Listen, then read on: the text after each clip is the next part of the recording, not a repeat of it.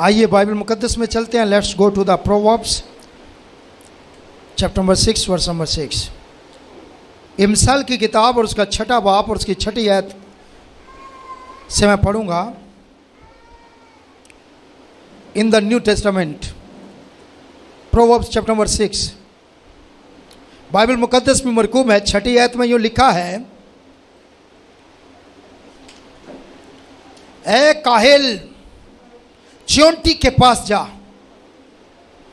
उसकी रवशों पर गौर कर और दानिशमंद बन, जो बावजूद के उसका ना कोई सरदार ना नाज़िर ना हाकिम है, गर्मी के मौसम में अपनी खुराक मुहैया करती है और फसल कटने के वक्त अपनी खुरश जमा करती है। खुदावंद के कलाम मुकद्दस के पढ़े और सुने जाने पर उसकी बरकतों सब कहें आमीन। तशरीफ रखें।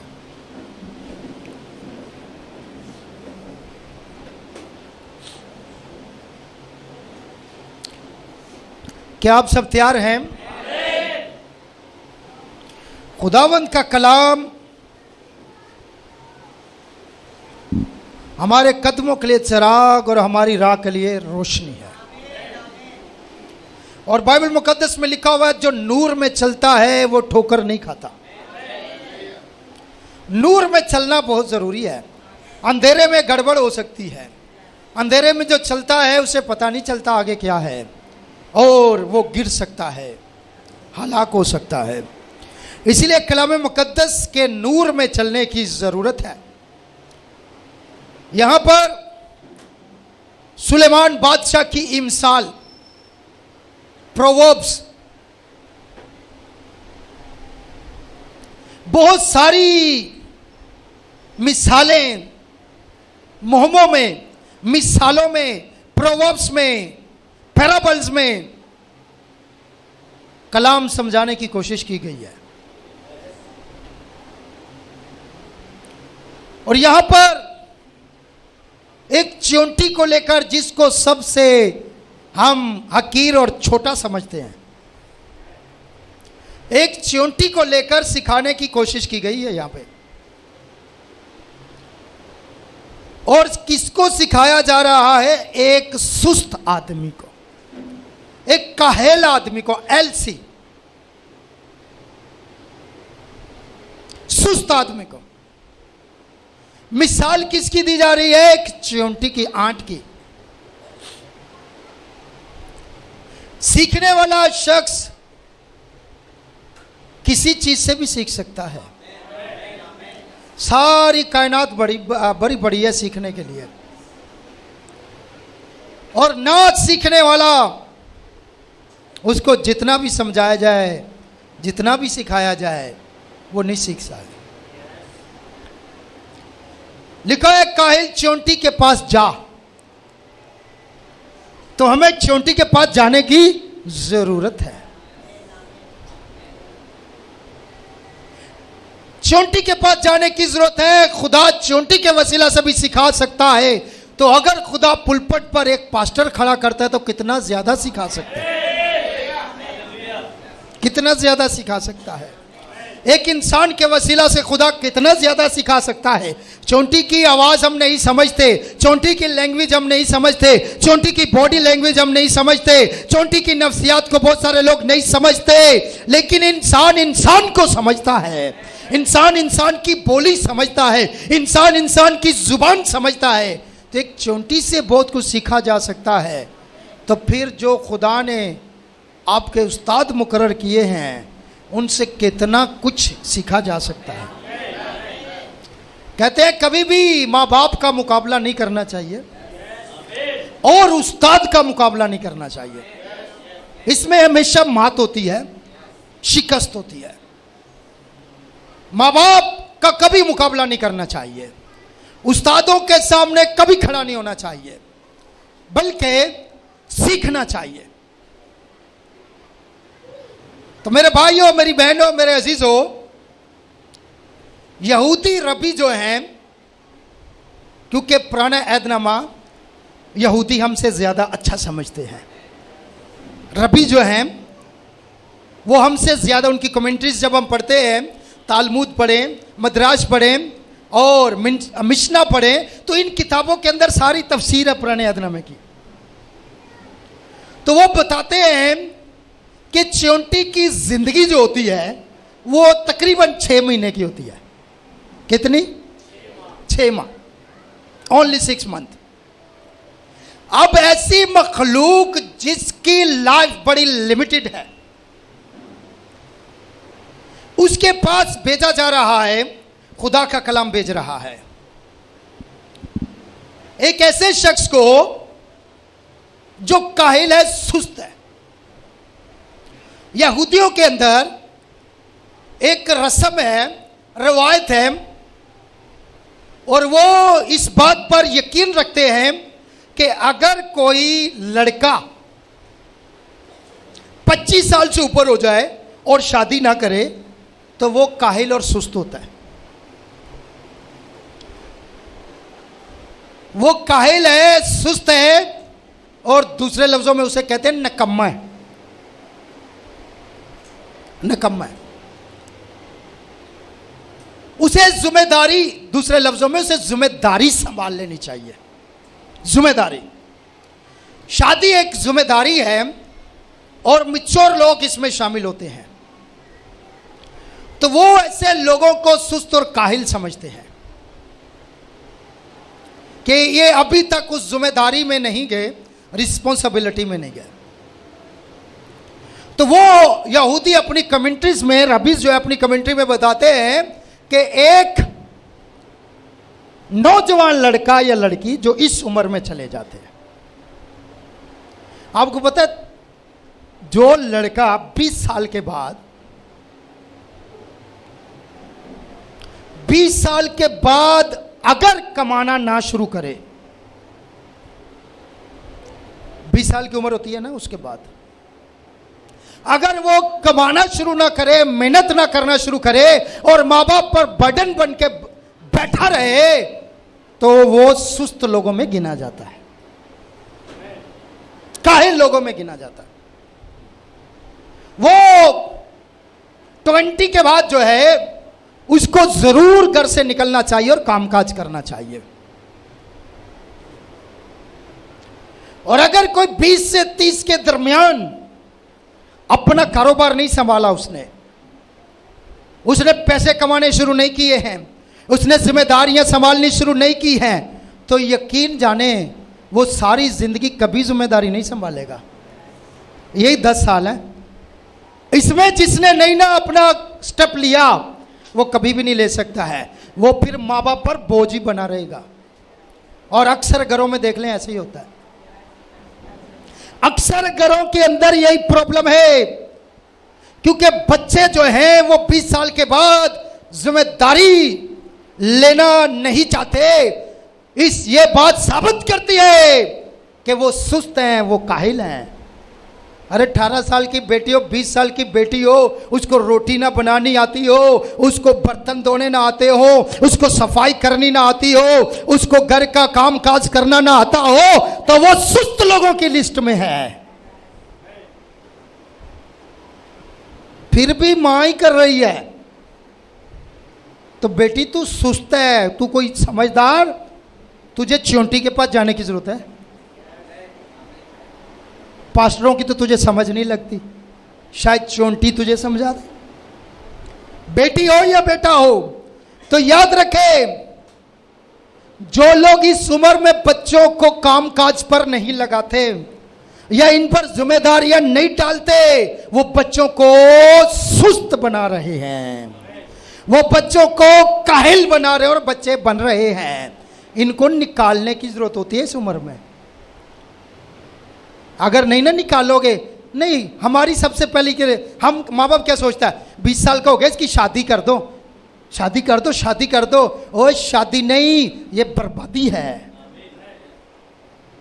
ये शादी नहीं, ये बर्बादी होगी तुम्हारे घर की। पहले उसको बोलो कामकाज कर ले, कोई कामकाज कर ले। और अगर आप इन बच्चों को नहीं निकालेंगे तो फिर आपको निकालेंगे ये घर से, फिर आपको धक्के मार कर निकालेंगे एक दिन। इससे पहले वो आपको निकाले, इनको निकालो। चल बेटा, अब अपना खर्चा खुद उठा। मेरे भाइयों, मेरी बहनों, मेरे अजीजों, अगर ऐसा नहीं है तो ये सुस्त हैं, ये हमारे बच्चे सुस्त हैं। और मैं समझता हूं इसमें कोई 50% हमारा भी हाथ है इनको सुस्त बनाने में। अरे जिसको सब कुछ किया कराया मिल जाए वो क्यों करेगा? जिसको चाय गर्म भी नहीं करनी पड़ती वो सुस्त नहीं बनेगा तो और क्या बनेगा? इनको थोड़ा ना ट्रेन कर लो। मैंने एक दिन ईगल का मैसेज दिया था ना कि ईगल अपने बच्चों को, किस किस को याद है, तो इनको ट्रेन कर लो। अगर ट्रेन नहीं करोगे ये सुस्त हो जाएंगे, और जब ये इन्हें एक मर्तबा सुस्ती की आदत पड़ गई, अब वो तो जो नशे पे लग जाता वो नशा क्यों नहीं छोड़ता? क्यों नहीं छोड़ता? आदत बन जाती है। तो ये सुस्ती क्या है? ये भी आदत बन जाती है। जो बंदा चाय का आदी हो गया ना, उसको एक दिन चाय ना मिले तो उसका हालत देखना क्या होती है। जो शराब का आदी हो गया ना, रात को जब तक वो अंधेरे के अंदर शराब ना पी ले छुप छुपा के, उसको चैन आ गया तो मुझे पकड़ लेना। सिगरेट पीने वाले को चैन नहीं आता है। वो एक भाई बता रहा था, कह रहा मेरा बुजुर्ग बाप बूढ़ा, इंग्लिश भी नहीं आती, कोई जुबान सिर्फ पंजाबी आती है, मैं उसको घुमाने यूरोप ले गया। मैं यूरोप ले गया, सिगरेट पीता था मेरा बाप, और कहते कोई जुबान नहीं आती। कहते एयरपोर्ट से बाहर निकले, मैं थोड़ा काम पर चला गया तो वहां पर एक गोरे के साथ खड़ा होके, वो देसी बंदा जिसको इंग्लिश भी नहीं आती, दोनों सिगरेट पी रहे थे। कहते मैं हैरान हो गया यार कि ये मेरे अब्बे ने इसके साथ दोस्ती बना कैसे ली है। तो नशई बंदे को जंगल में छोड़ दें, वहां भी अपना दोस्त निकाल लेगा। जंगल में भी सिगरेट पीने वाला सिगरेट वाला ढूंढेगा, जंगल में भी शराबी शराबी को ढूंढेगा, नशई नशई को ढूंढेगा। और मैं आपको बताना चाहता हूं मेरे भाइयों, मेरी बहनों, जिनको आदत पड़ जाए, ये आदत ठीक आदत नहीं है। ठीक आदत अपने आप को डाले। ठीक आदत क्या है? ठीक आदत नशा ना करना ठीक आदत है, शराब छोड़ना ठीक आदत है, सिगरेट ना पीना ठीक आदत है, गाली ना देना ठीक आदत है, चर्च में आना ठीक आदत है। ये नहीं अपनाते लोग, ये ठीक आदत है। टाइम से आना ठीक आदत है। ये जो देर हो जाती है ना, आपका कोई कसूर नहीं, आप देरी के आदी हो चुके हैं। मैंने कई लोगों से सुना है कि वो रात को 1 बजे भी सोए ना, 5 बजे आंख खुलती है, वो उठने के आदी हो चुके हैं। और जिन्होंने ठान लिया हमने 9:45 बजे जाना है, वो 9:45 बजे ही आते हैं। क्यों भला? और वही आते हैं जो आते हैं, वही आते हैं जो आते हैं, क्योंकि उन्होंने अच्छी आदत अपना ली है। ये सर आदतें हैं, मजबूरियां, आदतें ही मजबूरियां बनती हैं, आदतें ही बाद में मजबूरियों में बदल जाती हैं। तो ये आदत हैं, हैबिट्स हैं, और ये सुस्त लोगों की निशानियां हैं, काहिल लोगों की निशानियां। इसलिए अगर आपके बच्चे 20 के साल, 20 से 30 की मैं टारगेट दे रहा हूं, अगर आपने अपना अकाउंट नहीं खुलवाया, बैंक बैलेंस नहीं बनाया, काम करना शुरू नहीं किया, बेकार हो, कभी भी नहीं बनेगा। इसलिए इसी उम्र में जिम्मेदारी लें, इससे पहले आपकी शादी हो, आपके पास कुछ होना चाहिए। और ये मेरी बेटियां, पता नहीं इनको कौन सा जुनून है, इतने नकम्मे, नखड्डू, वेले, नशई, चर्सी लड़कों के साथ ये शादी कर लेती हैं। ना करें, ना करें, ना करें। जिम्मेदार शख्स के साथ शादी करें, जिम्मेदार। तो काहली, सुस्ती, जिन लोगों को ये आदत पड़ चुकी है, बाइबल कहती है चोंटी के पास जा। कहां जाना है? चोंटी के पास जा। और चोंटी की उम्र मैंने बताया कितनी होती है? 6 माह। कितनी मुख्तसर जिंदगी है सर, कितनी छोटी सी जिंदगी है। लिखा है उसके पास जा और उसकी रविशों पर गौर कर, कंसीडर हर वेज। उसकी रविशों पर चींटियां बैठ के मार नहीं, उन पर गौर कर।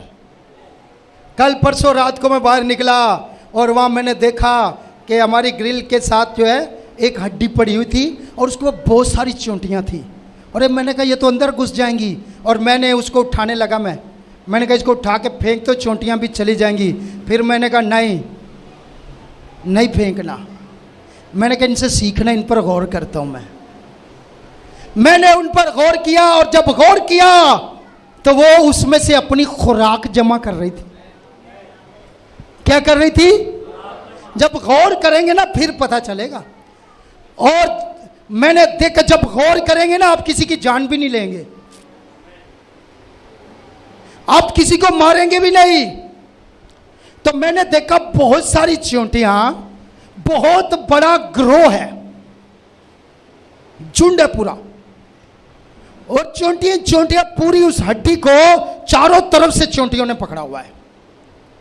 एक तो बात मैंने ये सीखी कि देखो इतना बड़ा ग्रोह है, कितने इत्तेफाक से खाना खा रहे हैं। यहां दो बहन भाई भी खाना इत्तेफाक से नहीं खाते। बहन इधर खींचती है, भाई इधर खींचता है। चार बच्चे लड़ रहे तो पहले मुझे। अरे उनका कोई लड़ाई नहीं थी। पहली बात तो ये सीखने वाली है, लड़ते नहीं लड़ते, लड़ते हैं।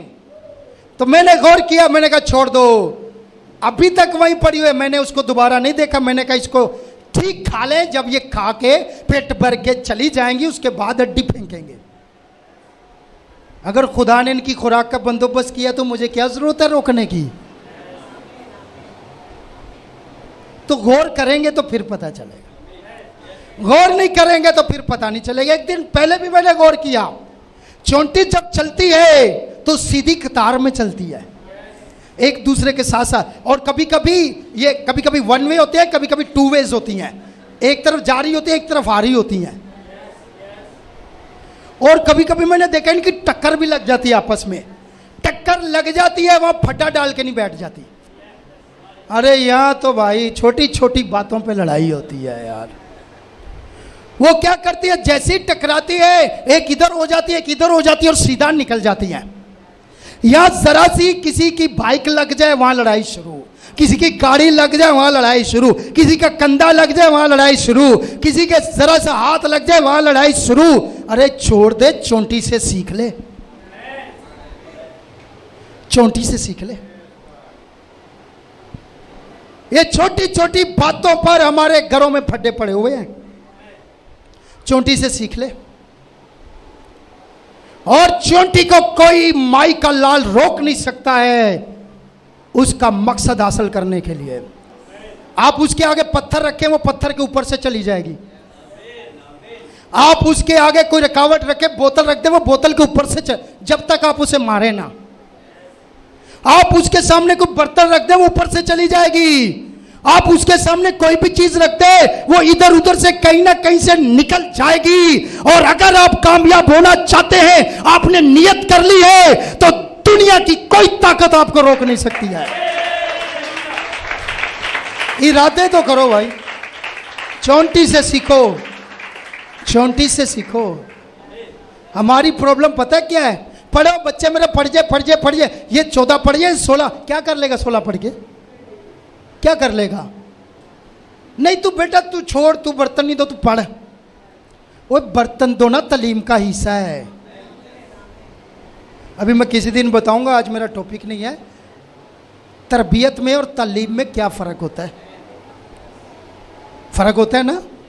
सीखेंगे, ये सुलेमान से सीखेंगे। तो चोंटी को कोई चीज़ रोक नहीं सकती है, आपको भी कोई चीज़ रोक नहीं सकती है अगर आपके इरादे पक्के हैं। तो पहली बात, कि ये खुराक अपनी इकट्ठी करती है। दूसरी बात, ये किसी के फड्डे में नहीं पड़ती हैं, फड्डा करती नहीं है, आपस में लड़ती नहीं है। और नबी कहते हैं जो लोग आपस में लड़ते हैं शैतान उनको देखकर खुश होता है। शैतान कहता है मेरा काम खुद ही कर रहे हैं। अगर आप आपस में लड़ते हैं, मियाँ बीवी आपस में लड़ते हैं, बहन भाई आपस में लड़ते हैं, रिश्तेदार आपस में लड़ते हैं, तो आप खुदा का काम नहीं शैतान का काम कर रहे हैं। ब्रदर बहन, हम कहते हैं कि ये शैतान का काम है, और जब हम करना शुरू कर देंगे तो शैतान इससे खुश होगा, खुश होगा। तो क्या करना है? रविश पर, उनके तरीकों पर, कंसीडर हर वेज, उसके तरीकों पर, तौर तरीकों पर क्या करना है? गौर करना है, गौर। हमारा गौर पता है क्या होता है? टीवी के अंदर मेकअप कैसे हो रहा है, कपड़े कैसे पहनो, गौर वो कैसे कपड़े पहने, हेयर स्टाइल देख कैसे है, जूती देख कैसी है, ओए इसने शादी पे देखो क्या कर। अरे ये गौर करने वाली चीज नहीं, ये गौर करने वाली चीज है। चोंटी से सीख, उनसे क्या सीखना है जो डीजे लगा के डांस कर रहे हैं? उनसे क्या सीखना है जो मेहंदी माइयां कर रहे हैं? उनसे क्या सीखना है जो घर में एक दूसरे को गाली दे रहे हैं? चोंटी से सीख, गाली नहीं देती, चोंटी से सीख। इसके तौर तरीकों पर क्या करना है? बोले जरा, फिर बोले, सब बोले। चोंटी पर गौर करने, क्या गौर करना है? लिखो उसकी रविशों पर गौर कर और दानिशमंद बन जा। मैं दानिशमंद बनना चाहता हूं, मैं जाऊंगा, मैं ऑक्सफोर्ड यूनिवर्सिटी में पढ़ूंगा, मैं मिशिगन में पढ़ूंगा, मैं फलां में पढ़ूंगा। बाइबल कहती है चोंटी के पास आ जा, इतना पैसा जाया ना कर, यहां आ जा, यहां आ जा। मैं तालीम के खिलाफ नहीं, लेकिन तालीम से बढ़कर बात बताने लगूं आपको। तालीम से आगे की बात है ये, क्योंकि दानिशमंदी, हिकमत, विजडम किसी यूनिवर्सिटी से मिलती नहीं है, किसी कॉलेज से मिलती नहीं है। विजडम, हिकमत, बाइबल मुकद्दस कहती है खुदावंद के खौफ में है, खुदावंद के पास आओ। तो क्या करो? दानिशमंद बन जाओ, दानिशमंद बन जाओ। अक्सर मियाँ बीवी की लड़ाई होती है तो सब्र दोनों में नहीं होता, सब्र दोनों में नहीं होता। शोरबाज का वैसे 75% शोर ही सब्र करता है बेचारा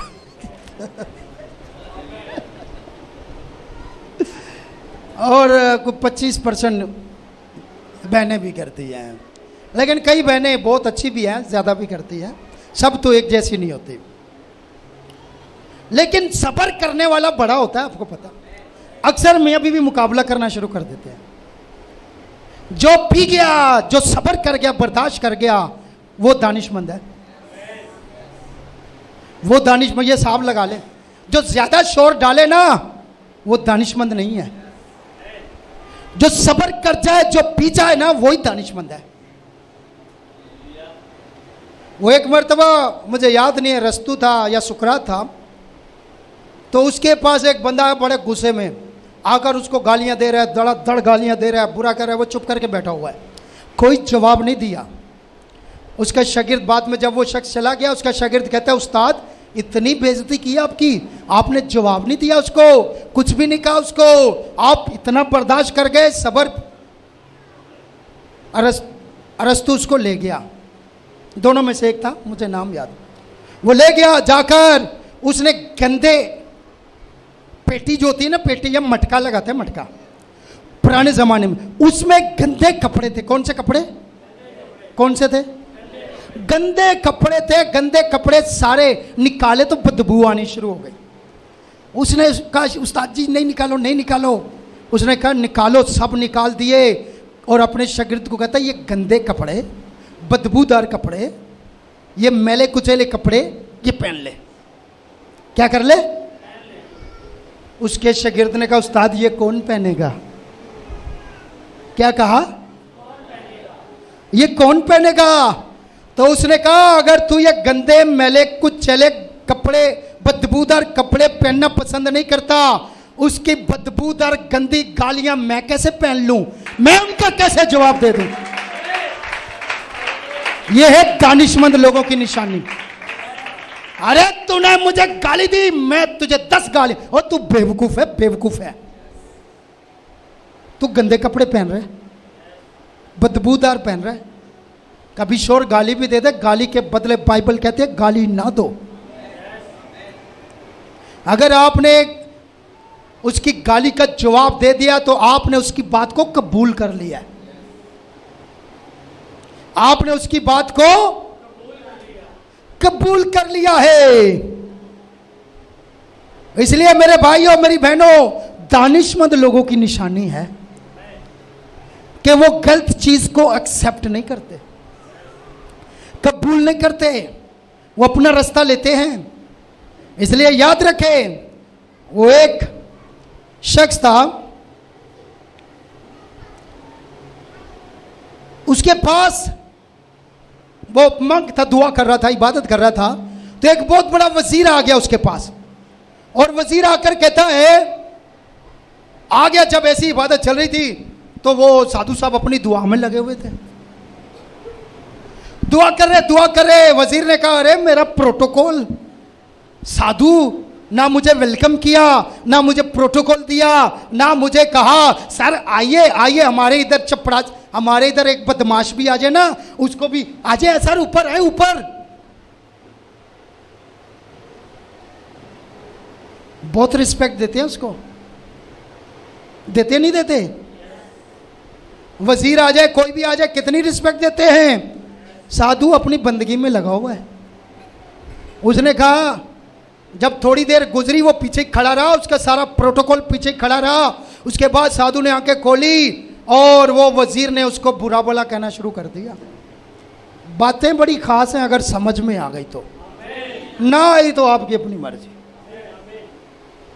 इमसाल का मतलब ही है जो मैं बता रहा हूं, मतलब ही ये है। लोग कहते हैं मिसाले, ओ मिसाले, मैंने पिछली दफा भी आपको वाला दिया था मत्ती 13:34। यीशु ने सारी बातें तमसीलों में की है।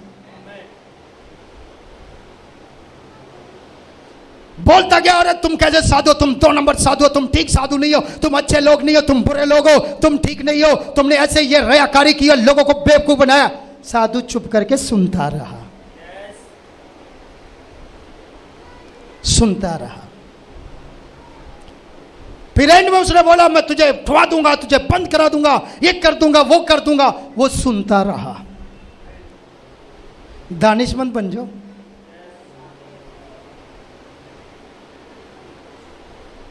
एंड में उसने बोला, साधु साहब ने अपनी दुआ खत्म की और बोला, मंक कहते हैं आप बहुत अच्छे हैं, आप बड़े नेक हैं, आप बड़े पारसा हैं, आप बहुत अजीम हैं। और वो वजीर खुश हो गया, अरे मैंने इतना कुछ बोला है और ये मुझे क्या कह रहे हैं, आप बहुत, पकड़ना मेरी बात को, पकड़ना जरा बेटा, पकड़ो। उसने कहा ये मुझे ये कह रहा, बड़ा खुश होकर चला गया, घर में गया, अपने बाप को कहता है जिस साधु का तूने बताया था मैं उसके पास गया था और उसने मुझे, मैंने इतना बुरा भला कहा और उसने मुझे बोला तू बहुत अच्छा है, तू बड़ा नेक है। उसके बाप ने कहा बेवकूफ इंसान, समझ उसने क्या कहा है। अब आप भी समझना। उसने कहा जो उसने बोले ना, तू बहुत अच्छा है, बहुत नेक है, तू बहुत ही पारसा है, बहुत ही अच्छा है, बहुत ही जबरदस्त है, उसने तुझे नहीं बोला, उसने अपने आप को बोला। और जो कुछ तूने बोला है, तूने उसे नहीं बोला, तूने अपने आप को बोला है। यह है हिकमत। अब समझ लगी है? ये जो बुड़बुड़ करते रहते ना, वो ये असल में उसको नहीं बोल रहे, हम अपने अंदर से जो हमारे अंदर है वो निकाल रहे।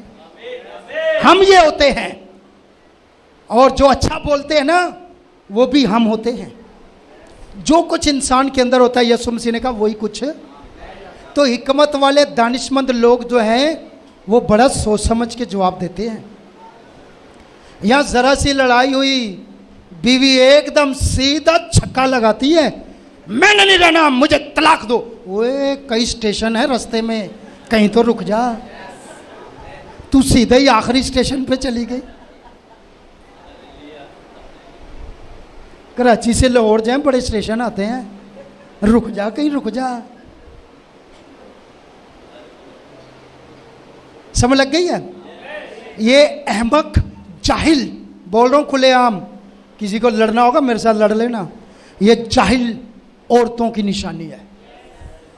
सीधा ये लफ्ज बोलना जिससे मेरे आका यसु को नफरत है, यसु मसीह को नफरत है ना इससे। मैं तलाक से बेजार हूं, तंग हूं। और ये तलाकों में ज्यादा पहल जो है ना औरत करती है, मर्द भी करते हैं मगर ज्यादा। मैंने बोला ये दानिशमंदी नहीं है, ये जहालत है। तो जो पी गया दानिशमंद है सर, जो बर्दाश्त कर गया, जो पी गया वो दानिशमंद है, और जो कंट्रोल ना कर सका वो बेवकूफ है। मैंने 2 बड़ी मिसालें दी हैं आपको। मुझे बताएं आप सबसे उत्तम, सबसे आला एंड मिसाल देने लगे। एंड मिसाल पता है? एंड पता ना कहां पे होता है? एंड एक ही जगह पे होता है और वो मेरा और आपका खुदावंद यीशु है। एंड है ये, इससे बड़ी कोई मिसाल है नहीं है। कितना बुरा कहा गया, यीशु मसीह को गाली दी गई, यीशु मसीह को मारा गया, नाजायज औलाद कहा गया। गाली है ये। किसी को ओए हरामजादे, गाली नहीं है ये। किसी को आराम का कहना गाली है। पता नहीं क्या क्या कहा गया, कोई जवाब दिया? वो यही दानिशमंदी है, यही दानिशमंदी है। इससे आगे कोई तो जा चोंटी के पास और क्या कर, दानिशमंद बन जा, गौर कर और दानिशमंद बन जा। फड्डा नहीं लेती ऐसी फजूल में, टक्कर लग भी जाए साइड पे होकर निकल जाती है। खाना जो होता है ना, जो भी मिलता है, एक ही हड्डी सारी खा रही हैं सब। बड़ी बारीक बात बताने लगूं अब, कौन कौन सुनना चाहता है? सभी सुनना चाहिए, थैंक यू। बारीक बात बताने लगूं मैं आपको, बड़ी खास बात है। अब ये बात सुनकर ना हमें अपने आप पर शर्म आएगी। लिखा हुआ है, जो बावजूद के उसका ना कोई सरदार, चोंटी का कोई लीडर, सरदार कहते हैं लीडर को। सरदार किसको कहते हैं? रहनुमा को, लीडर को। कोई सरदार नहीं है, कोई यूसुफ भाई, कोई समझाने वाला नहीं है। फिर भी मैं गारंटी से कहता हूं, दुनिया में कोई चोंटी मुझे दिखाओ जो शराब पीती हो।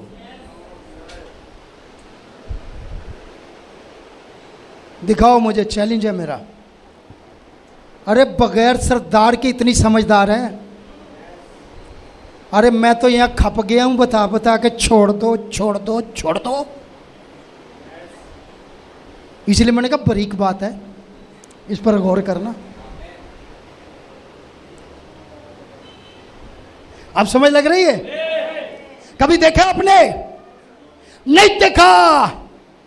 यहां भाइयों को कहते हैं, बहनों को कहते हैं, बच्चों को कहते हैं, नौजवानों को कहते हैं, नहीं समझते, नहीं समझते, नहीं समझते। कभी आप किसी जानवर को नशा करते नहीं देखेंगे, और जबरदस्ती लगा दो तो अलग बात है। इंसान इतना घटिया है, बुरा इंसान इतना घटिया है, वो खुद तो तबाह होता है, अपनी नस्ल को भी करता है। और जानवरों पर भी, कईयों ने जानवरों को भी लगा दिया हुआ है। इंसान इतना घटिया जो खुदा से दूर है। तो चोंटी जिसका कोई लीडर नहीं, कोई समझाने वाला नहीं, कोई बताने वाला नहीं, फिर भी नशे पे नहीं लगती। या जितने हमारे खानदान, हर खानदान में 1-2 बंदा नशई है। सब खानदानों में, और हर घर के अंदर लीडर मौजूद है बाप की सूरत में, है या नहीं है? फिर पास्टर की सूरत में, जो जो चर्च जाते हैं लीडर है ना, इनका तो लीडर ही को नहीं है सर। अरे लीडर नहीं है, लड़ती नहीं है। यहाँ किसे कहानियां मेरे पास से मेरी बीवी को समझाओ, वो तू नहीं समझा सका, मैं कैसे समझाऊंगा। वो हमारे मुस्लिम भाई एक ने कहा था कि ये टेढ़ी पसली है, टेढ़ी हड्डी। वो कहते मैं नहीं कह रहा, उस पर फतवा भी लगा था, वो बेचारा मर गया, मुझे नाम याद नहीं है उसका। उस पर फतवा भी लगा, तूने बोल दिया टेढ़ी। उसने कहा ये टेढ़ी हड्डी है, टेढ़ी पसली है, इसको सीधा करने की कोशिश करेगा ना तो टूट जाएगी। ये उनका कॉन्सेप्ट है, मैं नहीं कह रहा, मैं एक बात बता रहा हूं। लेकिन खुदा ने कोई टेढ़ी चीज बनाई नहीं, समझ लगे है ना? बाइबल पढ़ ले, पैदाइश की किताब, लिखा हुआ है जो कुछ खुदा ने कहा अच्छा है, दूसरे दिन अच्छा, तीसरे दिन अच्छा, चौथे दिन अच्छा, पांचवें दिन अच्छा, छठे दिन इंसान को बनाया, कहा अच्छा, और जो कुछ बनाया कहा। तो टेढ़ी आप खुद बनी हुई है, खुदा ने सीधी पसली बनाई है। आप पकड़ा इस बात को? अगर ये टेढ़ी होती ना तो चोंटी की भी टेढ़ी पसली बनाता। मुर्गा मुर्गी होते ना, मुर्गी की भी टेढ़ी पसली होती। अगर उनकी अभी तक सीधी है ना तो ये भी सीधी हैं बेचारी। ये माशरे ने टेढ़ा कर दिया है, ये जुल्म ने टेढ़ा कर दिया है, ये लोगों के रहन सहन ने टेढ़ा कर दिया है, ये दुनियादारी ने टेढ़ा कर दिया है। खुदा ने आपको सीधा ही बनाया है।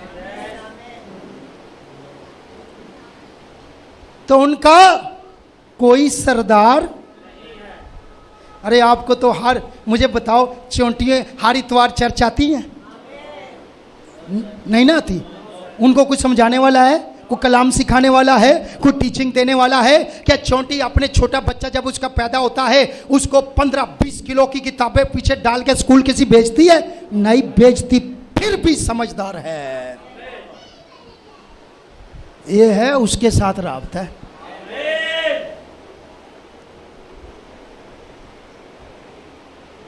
यहां किताबें लाद लाद कर उस पर बुरा हाल कर दिया। कोई सरदार नहीं, कोई नाजर नहीं, कोई हाकम नहीं। हम पर तो हाकम भी है, वजीर आला है, वजीर आजम है, सदर है। कितने हाकम है हम पर, हैं या नहीं है? फिर भी टेढ़े। हाकमों ने पाबंदी लगाई हुई है, शराब नहीं पीनी चाहिए। कितने लोग सुधरे? फिर भी पी रहे हैं। सिगरेट नोशी, अच्छा सिगरेट की डब्बी के ऊपर लिखा होता है सिगरेट नोशी सेहत के लिए मुजर है। मुजर का मतलब होता है नुकसानदेह।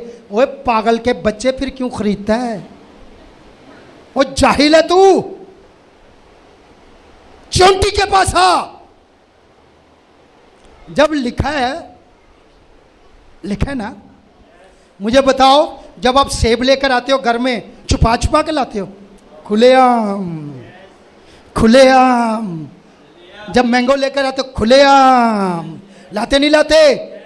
जब टिंडे लाती हैं बहनें खुलेआम, कद्दू लाती है, सब्जी लाती है, खुलेआम लाते हैं ना। ये जो छुपा कर लाते हैं ना, इसका मतलब ये ठीक चीज नहीं है। जो शराब लेकर आता है ना, वो कागज की बोतल में डाल के देते हैं। अरे तुझे समझ नहीं लग रही? 2 नंबरी है ये, समझ नहीं लग रही? गलत चीज है ये। छुपा छुपा कर जो चीजें लाई जाती है, कोई गड़बड़ होती है उसमें। और हम फिर भी लाकर, सिगरेट के ऊपर लिखा होता है ना, फिर भी लोग पी रहे हैं। पान गुटके मना है, हाकम ने पाबंदी लगाई। हाकम ने, अरे चोंटियों का हाकम ही नहीं है। कोई वजीर आजम नहीं है चोंटियों का भाई, कोई सदर नहीं है चोंटियों का, कोई सरदार नहीं है चोंटियों का। फिर भी खुदा उनके पास भेज रहा है तुम्हें, इनसे ही सीख लो। ये काहिल बंदे को कहा गया एलसी को, लिखा हुआ है, सुने, बड़ी खास बात है। एक एक बात बड़ी कमाल है। क्या समझ लग रही है आपको? बरकत मिल रही है आपको? कैसे बताएंगे?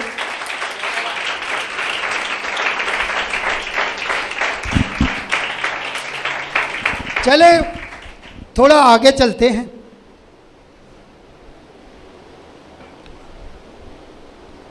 लिखा हुआ है, आपको पता है, मैं एक और मिसाल देके फिर आगे चलता हूं। घर में मजदूर लगा लो, मिस्त्री मजदूर, बुरा नहीं मनाना भाई जो मिस्त्री मजदूर है। मिस्त्री की एक बड़ी मशहूर बात है कि निकलते नहीं है घर से। मजदूर लगा ले, मजदूर को लगा ले आप, जब तक ठेकेदार सर पे होता है ना, ये धड़ाधड़ काम हो रहा है, बेलचे चल रहे हैं, सब कुछ चल रहा है। जैसे ही ठेकेदार गया, ठंडा। सर सच है झूठ है? मजदूर ऐसे करते हैं, सब तो नहीं होते लेकिन ज्यादातर, सबके कभी मैं बात नहीं करता, ज्यादातर ऐसे होते नहीं होते। उनके सर पर ठेकेदार खड़ा हो तो वो काम करते हैं, ठेकेदार गया तो वो भी ठंडे पड़ जाते हैं। ऐसा होता नहीं होता? चोंटियों के सर पर कोई ठेकेदार नहीं है, दयानतदारी से काम करते। एक मैडम मुझे बता रही थी, लंदन में उसका भाई होता है, कहती है शमोन लंदन के अंदर जो है मेरा भाई रहता है, और मैं जब भी जाती हूँ तो वहाँ पर घर में जो सफाई करने वाली आती है ना, घर पे कोई नहीं होता, भाई भी जॉब पर, बीवी उसकी जॉब पर, बच्चे स्कूल में, उसके पास एक चाबी है घर की, सफाई करने वाले के पास चाबी है, और वो आती है, दरवाज़ा खोलती है, खुद सफाई करके चली जाती है, किसी को कोई पता नहीं, उसके ऊपर कोई भी नहीं है। और ठीक दयानतदारी से कहते इसी तरह माली जो है उसके पास चाबी है, वो आता है, अपना काम दयानतदारी से करता है, कोई पूछने वाला नहीं है, दयानतदारी से, और वो चले जाते हैं। और हमारे यहाँ थोड़ा सा जरा उधर जाओ ना, फिर वेख्या जे किहो जे रगड़ा लगता है, वो जा रहे हैं, 10-10 दफा बताना पड़ता है, फिर भी भाई जिन लोगों ने इस पर गौर कर लिया ना चोंटी पर, वो अपना काम भी दयानतदारी से करते हैं, वो अपना काम भी दयानतदारी से करते हैं। और जो दयानतदारी से काम नहीं करता वो दानिशमंद नहीं है। बगैर सरदार के ऊपर सर पर कोई भी नहीं, फिर भी दयानतदारी से काम करो, यही तो खुदा का खौफ है सर, यही तो खुदा का खौफ है। यह कहते हैं काम नहीं मिलता, मैं काम करता था ना, काम वाले मुझे नहीं छोड़ते थे, कह रहे हैं ऐसा बंदा ही नहीं मिलता। वो पता क्या कहते थे, ऐसा बंदा ही नहीं मिलता। यहां लोग कहते काम नहीं मिलता, और तुम्हारे अंदर ही कुछ नहीं है, तुम्हारे अंदर गेट्स होने चाहिए सर, दुनिया आपके पीछे पीछे है। लोग शक्लें नहीं देखते, लोग काम देखते हैं, काम को सलाम है। तो यहां पर उसके ऊपर कोई भी सरदार नहीं, कोई भी लीडर नहीं, कोई भी हाकम नहीं, कोई भी नाज़म नहीं, फिर भी अपना काम दयानतदारी से करती है। तो फिर इसे सीखना चाहिए। यहां तो इबादत के लिए फोन करना पड़ता है, आ जाओ आ जाओ आ जाओ, बताना चाहिए।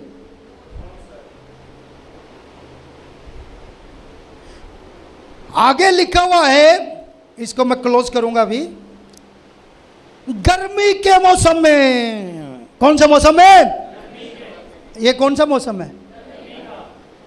गर्मी के मौसम में। गर्मी के, कईयों को गर्मी लगती है, आज मैं नहीं जाऊंगा चर्च में, गर्मी बड़ी है, तो घर में तेरे मरी है, इधर भी तो गर्मी है, घर में तू हिमालय के पहाड़ पर बैठा है, केटू के पहाड़ पर चढ़ा हुआ है, तेरे घर में बर्फबारी हो रही है, अरे उधर भी गर्मी इधर भी गर्मी, लेकिन अक्लमंद गर्मी में, गर्मी में, गर्मी के मौसम में। अब समझ लग रही है? गर्मी के मौसम में, गर्मी के मौसम में अपनी खुराक मुहैया करती, जमा करती है। बाइबल अय्यूब की किताब कभी किसी ने पढ़ी है? चलो पढ़ लेना जिन्होंने नहीं पढ़ी। अय्यूब की किताब में लिखा है, अय्यूब कहता है मैंने अपनी जिस्मानी खुराक से ज्यादा मैंने अपनी जिस्मानी खुराक से ज्यादा, मैंने अपनी जिस्मानी खुराक से ज्यादा किसको जिक्र किया है? तेरे कलाम को, रूहानी खुराक को। इसलिए वो एंड में गिरा नहीं है, रूहानी तौर पर वो स्ट्रॉन्ग रहा है, ज्यादा जमा किया। तो ये क्या करती है? गर्मी में, गर्मी के मौसम में, गर्मी के मौसम में क्यों करती है खुराक जमा? क्योंकि गर्मी के मौसम में कटाई होती है। आपको पता है एक मेला भी मनाया जाता है, कटाई का मेला। यहूदियों में भी मनाई जाती थी, सिखों में भी मनाया जाता है। वो उसको पता नहीं क्या कहते हैं। जी जी भाई ने सही, वैसाखी, बिल्कुल गर्मियों में सर होती है। तो गर्मियों के वो एक मेला होता है फसल की कटाई का, यहूदियों का भी होता था। अब गर्मियों में क्यों जमा करती है? क्योंकि गर्मियों में गंदम की कटाई होती है। कटाई गर्मियों में होती है, और जब कटाई होती है ना तो खुराक ज्यादा होती है। जब कटाई होती है मशीन से काटो, आजकल तो मशीनें हैं, पहले हाथ से काटते थे, और जब काटते हैं तो बहुत सारे गंदम के दाने नीचे गिर जाते हैं, बहुत सारे सिट्टे गिर जाते हैं। तो काफी कसरत से खुराक होती है, कसरत से खुराक होती है। इसीलिए चोंटी क्या करती है? जब कसरत से खुराक होती है तब खुराक जम। और हमारा हाल जरा कंपैरिजन करना, बड़ा मजा आएगा आपको। हमारा हाल देखना जरा, घर बेचेंगे, मुर्गियां, बकरे, दावता, वो पैसे आए हैं, कोई अकल इस्तेमाल कर ले, अकल इस्तेमाल कर ले, आगे का सोच ले। समझदार दानिशमंद बंदा जो होता है ना, वो कभी भी अपनी इनकम को नहीं खाता, वो इनकम की प्रॉफिट को खाता है। इनकम को इन्वेस्ट करता है और उससे जो प्रॉफिट आती है उसको खाता है। हमारी ज़्यादातर लोगों की ये प्रॉब्लम है कि हम पहले सोचते हैं बेचना की, ये पक्का ही बेच दो, दो ने। ओए जब ज़्यादा गर्मी आई छत पे ये नहीं चढ़ेगा, ये नहीं चढ़ सकता छत पे, यही चढ़ेगा, रख ले। बेचो बेचो, सर्दी है, पखे दी लोड़ी को, और गर्मी भी आनी है, सर्दी है तो ये वाला नहीं ऊपर जाना, यही जाएगा। समझ लग गई है? नहीं नहीं, कार चाटा को नहीं, बेचो बेचो। प्लानिंग नहीं है sir, there is no planning. ये क्या करती है गर्मी में? किसमें? सब बोले गर्मी में। गर्मी में खुराक जमा करती है, फसल ज्यादा होती है। और जब कभी प्रॉफिट ज्यादा आए, आपके हाथ में पैसे आए, आपको मौका मिले, आपकी कोई लॉटरी निकल जाए, आपकी कोई कमेटी निकल जाए, कमेटियां पहले लिस्ट, एक कमेटी निकलेगी इन्नू देनी है, ये निकलेगी इसकी शादी करनी है। वो कमेटी से शादी नहीं करनी, उसको बोल तू अपनी कमेटी डाल जिसकी शादी है। ये भी एक बड़ा भेद है, किसी दिन बताऊंगा आपको, घरों में सुकून क्यों नहीं है। समझ लग रही है आपको? माँ बाप कमेटियां डाले हैं, कमेटी बड़ी मुश्किल से डालते हैं, ये करना है, वो करना है, ये प्लानिंग करनी है, वो करनी है। और भाई जब प्रॉफिट आती है, जब पैसा आता है, जब कमेटी निकलती है, तो सबसे पहले प्रॉफिट नहीं है, ये इनकम है। तो उसी पैसे को क्या करते हैं? ओए वेखी जाएगी, कल किने वेख्या है, ले आओ आज बकरा, चांप ले आओ चांप, मुर्गी ला मुर्गे, बोलो सबको दावत करो, ये करो, चलो घूमने फिरने चलें। आप क्या करते हैं? आप गर्मी यानी मुश्किल वक्त में अपनी खुराक जमा नहीं कर रहे।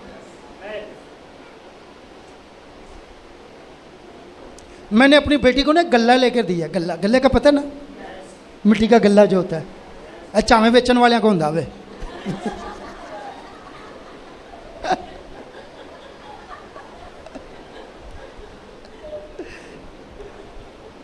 वो छोटा सा मांग रही थी, मैंने कहा नहीं बड़ा वाला लेकर तो। बड़ा क्यों बड़ा? इसके पीछे एक रीज़न है, पैसों का मसला नहीं है, उसको आदत डालनी है, सेविंग करना सीखे। जिसने सेविंग करना नहीं सीखी वो कभी कामयाब नहीं हो सकता है। ये चोंटी से सीख लो। गर्मी में ये अपनी खुराक मुहैया करती हैं, गर्मी में जाकर अपनी खुराक जमा करती हैं। और मैंने उसको बोला है गले में सिक्के नहीं डालने, ना ना ना ना, सिक्के नहीं डालने। 100 से ऊपर का नोट चर्च में भी बड़ा नोट डालने, 50 या 100 मैं उसको बता रहा था, और गले में भी बड़े नोट ही डालने हैं। सेविंग की आदत डालें अपने आप को अगर कुछ बनना चाहते हैं। फिर उस सेविंग से अपने प्रोग्राम, ये नहीं घर बेचे ना तो घर लो, फौरन लो। कमेटी जिस मकसद के लिए डाली उसको फौरन करो। ये नहीं बाद में खा के दूसरों से मांगते रहो। एक मैसेज है मेरा, मैं दोबारा दूंगा, पहले भी मैंने दिया था कि कर्ज नहीं लेना चाहिए, बाइबल मना करती है। तो क्या करो, वो क्या करती है गर्मी में, जरा बोलो तो सही, जमा करती है। गर्मी में, गर्मी के मौसम में अपनी खुराक मुहैया करती है। और फसल कटने के वक्त, फसल कटने के वक्त, हालेलुया, फसल कटने के वक्त, हार्वेस्ट टाइम, अपनी खुराक जमा करती है। जब फसल, क्योंकि खुराक, तो जब आपकी जिंदगी में आपको अच्छी जॉब मिली हो ना, तो प्लानिंग करो, उस वक्त जमा करो। अब अगर चोंटी हमारी तरह सोचे वो कल किने वेखे, तो उसकी तो जिंदगी 6 महीने की होती है, वो तो एक दाना भी जमा ना करे। समझ लग रही है आपको? तो वो इतनी समझदार है, मैं आपको बताता हूं। आगे लिखा हुआ है वो क्या करती है, अपनी खोरी जमा करती है।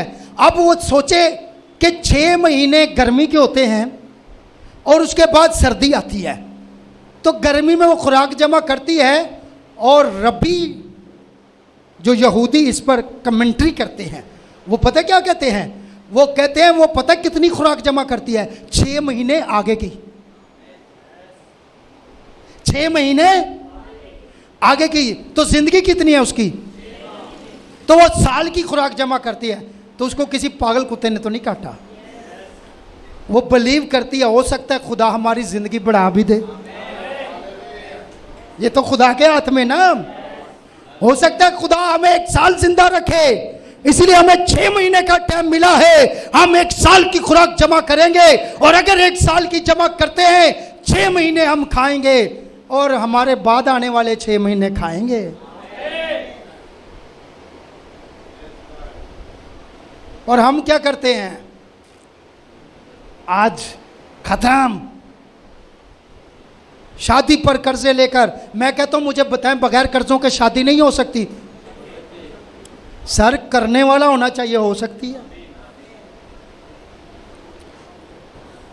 तो इससे क्या करें, अक्लमंदी दानिशमंदी सीखें। और लिखा है काहिल तू कब तक पड़ा रहेगा, तू भी कुछ सीख ले। तो मेरे भाइयों, मेरी बहनों, मेरे अजीजों, यहां पर लिखा हुआ है काहिल आदमी को सिखाने के लिए खुदावन ने सुलेमान बादशाह को कहा कि चोंटी के पास, तो इससे सीखें। सीखना क्या है, नंबर 1 ये लड़ाई झगड़ा नहीं करती, नंबर 2 मिलकर खुराक जमा करते। और आपको एक और बात बताऊं, ये भी बड़ी बारीक बात है। जब चोंटी खुराक लेकर जा रही होती है ना, अनाज, तो आपको पता है कभी कभी चोंटी से बड़ा अनाज होता है ना, चोंटी से बड़ा अनाज उठाया होता है उसने, अपने वजन से ज्यादा अनाज उठाया होता है, जमा कर रही है वो। और अगर रास्ते में जाते जाते उसका वो अनाज गिर जाए, खाना गिर जाए, उसका खाना गिर जाए, तो दूसरी चोंटी कभी भी उस खाने को नहीं लेती। ये यहूदी रब्बी कहते हैं, उनकी किताबें कहती है तफसीर में, वो कहते हैं क्योंकि चोंटी जब भी उस खाने के पास जाती है, उसको उस खाने से दूसरी चोंटी की खुशबू आती है कि ये किसी और का हिस्सा है, और यहां तो खाते ही दूसरों का हिस्सा है। हमारी क्या हालत है, बहन का हिस्सा खा गए, और जायदाद में भी बहन का हिस्सा खा जाते हैं, इतने भूखे भाई हैं। नहीं बहन का कोई नहीं बनता, तेरा कौन सा बनता है, तेरे बाप की कमाई है, तू भी निकल। ये सब कुछ मां को दे, मां को, मां की मर्जी है, किसी को दे ना दे, ये उसकी मलकियत है। बाप के बाद तंग नहीं कर उसको, चल अपना बना। बहन का नहीं बनता तो भाई का भी कोई नहीं बनता। तो हम क्या करते हैं यहां पर, दूसरों का हिस्सा खा जाते हैं। समझ लग रही है सर? क्या ये सच है? दूसरों का हिस्सा खाते हैं नहीं खाते?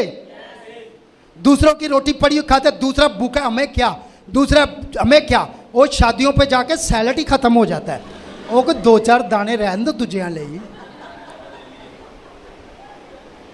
अभी मैं उठता हूं, सैलड खत्म, किधर गया, ला गए ना।